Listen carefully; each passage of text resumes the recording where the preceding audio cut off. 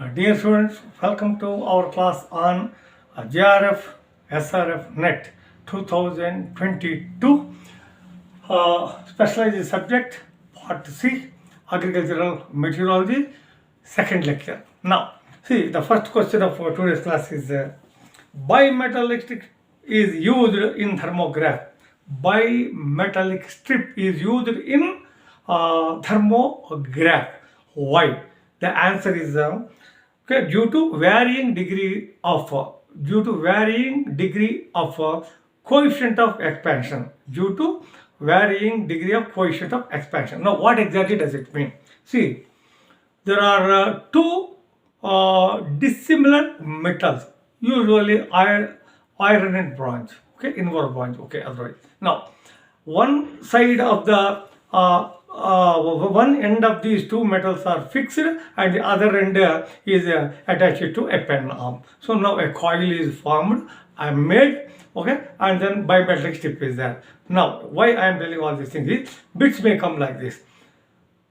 The two dissimilar metals are welded at one end, made a coil, the other end is made a pen arm, which records the temperature or a rotating drum having every day, we replace a chart. Now, thermograph, continuous recording of temperature. Pluviograph, which is also known as the self-recording rain gauge. In other words, like this, self-recording rain gauge is also known as pluviograph. So it measures continuous recording of rainfall. Now, here pluviometer is there. It is used to measure the size of the raindrop and velocity of the raindrop. Now, thermometer, temperature, okay, barometer, pressure, hygrometer, humidity, hygrograph, continuous recording of humidity, thermograph, continuous recording of temperature, barograph, continuous recording of pressure. Okay, these are the basic things. Wind vane, okay, wind vane. Anemometer is wind speed, wind vane is wind direction. So these are all the basic things, advanced things I have covered in my earlier general knowledge, both in the general knowledge and in agricultural meteorology, particularly with reference to JRF exam I have covered. Please have a good listening to it. Wonderfully I have covered almost, not almost, every instrument, even the very advanced sonic anemometers, like this, everything I have covered there. Now, the second question of today's class is, the first question I read, so bimetallic strip is used in the thermograph. It has got two dissimilar metals which have got differential coefficient of expansion. Now, the second bit is India Meteorological Department issues Southwest Monsoon Rainfall. Southwest Monsoon Rainfall is issued by India Meteorological Department on 24th April. This bit is 100%. Southwest Monsoon, Northeast Monsoon. Please note that forecast is issued on 24th April, but the onset of Southwest Monsoon is 1st of June. That please never get confused. Southwest Monsoon sets in India on 1st of June. Southwest Monsoon forecast is given by India Meteorological Department on 24th of April. Another bit I will give. How? What is the basis for Southwest Monsoon onset? Now, out of approximately 14 stations of meteorology, if more than at least 60% of the stations,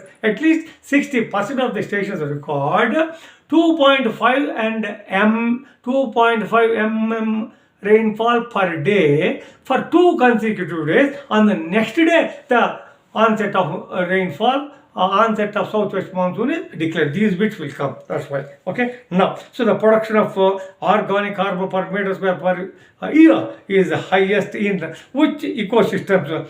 Okay, central upwelling ecosystem. Ecosystems I have covered extensively. Please have a glance in my previous video. Okay, extensively I covered extensively. Now, see, Bernoulli theorem is related to anemometer. That what is anemometer? Wind speed. Okay, Bernoulli theorem. That of course, Bernoulli theorem is basically a physical theorem as far as agricultural meteorology or meteorology is concerned. It is used in the anemometer. The next bit, Bowen's ratio for semi-arid. This bit will come. I have worked extensively on Bowen's ratio for my M.Sc and Ph.D. What is Bowen's ratio? Bowen's ratio, okay, B, okay, Bowen is equal to a constant, psychrometric constant, we call it a delta T by delta E. What is the delta T? The difference between the temperature of two heights. Delta E, the difference between the vapor pressure between two heights. Temperature changes, vapor pressure changes. Now, what is the Bowen's? This bit also may come. The Bowen's ratio is equal to, okay, a constant, psychrometric constant into delta T by delta E. Again, I would like to impress upon you that delta T is the temperature between temperature difference between two heights in a stand. Say, for example, a stand is there. So 0 we won't take it. At least from the top of the can be where Z0 and H mix. From there at least we measure and above. So 0 plane displacement and reference parameter. Now see, the question here is first let us answer the question. Bowen's ratio for semi-arid region is 2 to 6. Bowen's ratio should be 2 to 6. What is Bowen's ratio? Question may come. Delta T by delta E into psychrometric. Usually psychrometric constant for semi-arid regions is 0.7. I have taken 0.7 as the psychrometric constant, delta T by delta E. Different heights, we measure, okay, temperature and dry bulb, wet bulb, okay. Dry bulb temperature is current temperature, and then dry bulb and wet bulb difference we get the relative humidity. Vapor pressure we calculate from the vapor pressure tables, psychrometric tables we calculate the vapor pressure. So that's how the Bowen's ratio for equatorial, for semi-arid region is 2 to 6. Now, the prognostic chart. A prognostic chart is prepared for what? By India Meteorological Department. It is for numerical weather prediction. Prognostic chart we use it. That is the question. Prognostic chart is used in numerical weather prediction. Now, so the maximum cardinal temperature for cool season crops. For cool season crops, maximum cardinal temperature is 31 to 37 in my book. Basic Principles of Agricultural Meteorology. In my another book, Principles and Practice of Agricultural Disaster Management. In my another book, Operational Agricultural Meteorology, that is the Advanced Manual for PhD. In all these books I have mentioned this one. 31 to 37 degrees centigrade is the maximum cardinal temperature for cool season crop. Now, Reynolds number for laminar flow. Please see Reynolds number. Okay, I have covered. Please go to my YouTube channel, Agrometeorology Farmers, and roll down there. In a very simple way, I have given Reynolds number, Reynolds number, okay, what not, in a very simple way I have given that. Buoyant forces are there in the atmosphere, and some pressure gradient forces are there. So, a relation among these two were extensively studied by several scientists of them. Reynolds is one. For the laminar flow, usually for the laminar flow, the Reynolds numbers are anywhere between 0 to 1. Okay, and it ranges, okay, 0 to 1. So those questions I have covered extensively in the micrometeorology. Please see, go and then check that. Questions will come like this. Reynolds analogy, in other words, okay. All these things I have covered extensively. What is zero plane displacement? What is the reference parameter? Where zero plane displacement and reference parameter meet, what happens?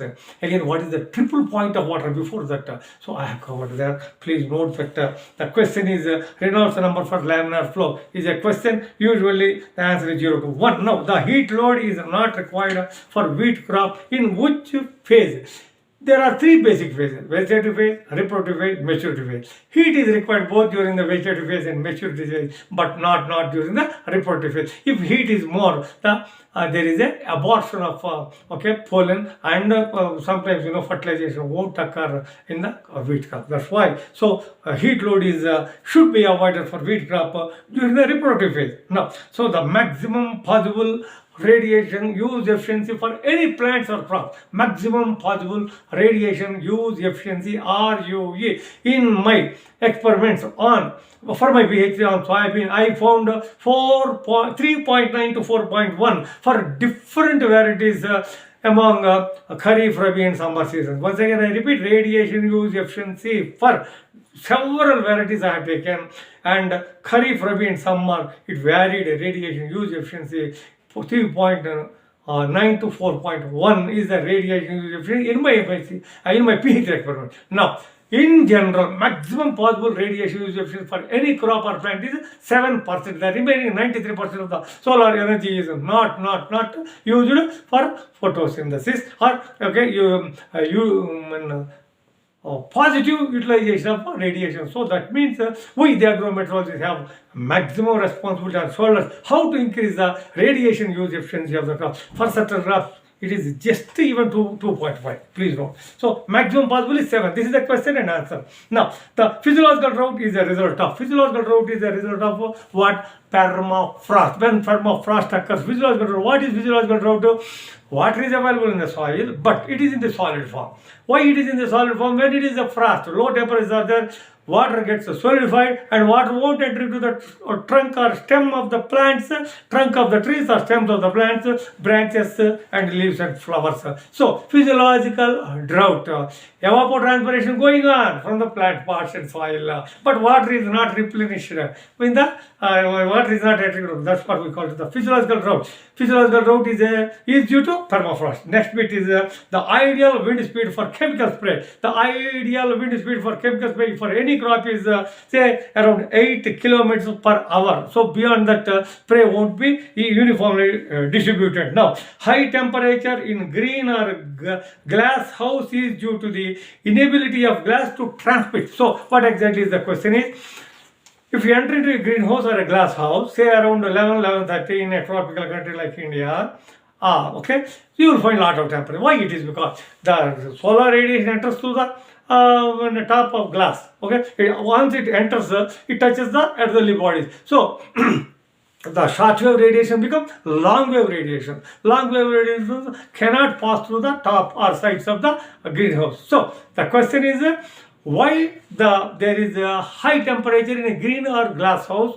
It is due to non-transmission, otherwise abundant presence of long wave radiation or non-transmission to the atmosphere of long wave radiation results in the high temperature in a greenhouse.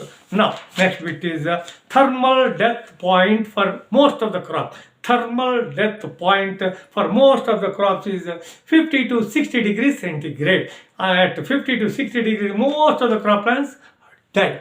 Now, if they won't perform any physiological activity. Now, aerological monsoon is related to, the answer is aerological monsoon. It is related to upper level wind circulation. Now, here, what is monsoon? Southwest monsoon, northeast monsoon. Bits also come like this. Please note. Actually, monsoon is a word derived from Arabic. This bit will come. Monsoon is a word derived from Arabic language. Now, southwest monsoon, because of the differential heating of the landmass and oceans, southwest monsoon sets in. Similarly, differential heating of the land and ocean areas, northeast monsoon sets in. Now, so there are different concepts. Of all the concepts, Flown's concept and aerological concept. This question, now what I read half minute back. Aerological concept is related to upper level wind circulation. Now, see, Agromet advisory bulletin is being prepared bi-weekly on Tuesday and Friday. For how many days? Next 5 days to follow. Okay, that is ozone is a greenhouse gas, occurs in ozonosphere or stratosphere. Ozonosphere, it starts from 30 kilometers stratosphere and it extends up to slightly mesosphere. So ozonosphere. The most favorable weather for the occurrence of pests and disease. Most favorable weather. Warm and humid. That's why during the southwest monsoon, warm, humid winds come. Cold, dry winds come in the northeast monsoon. During the northeast monsoon, we won't find pests and disease. During the southwest monsoon, because of the warm, humid, we find pests and diseases. That means pests and diseases occur mostly because of the warm, humid weather. So now, when did India Meteorological Department start generating the experimental dynamic long-range weather forecast? From 2004 onwards, which of the following biogeographic zones of India has the highest area? Deccan Plateau has the highest area among the biogeographic zones of India. National Center for Medium Range Weather Forecast, NCMRW, National Center for Medium Range Weather Forecasting, was established in Noida in the year 19 1988. The answer is 1988. The last bit for today's class is MRW, medium range weather forecasting is issued for how many days? The medium range weather forecasting is issued for 3 to 10 days. 0 to 3 degrees short range, 3 to 10 days medium range, 10 days to 1 month is the extended range, 1 month and beyond, that is the season for an year, sometimes even for 2 years. We call it as the long range weather forecasting. Thanking you very much for your patient hearing. We meet in the next classes.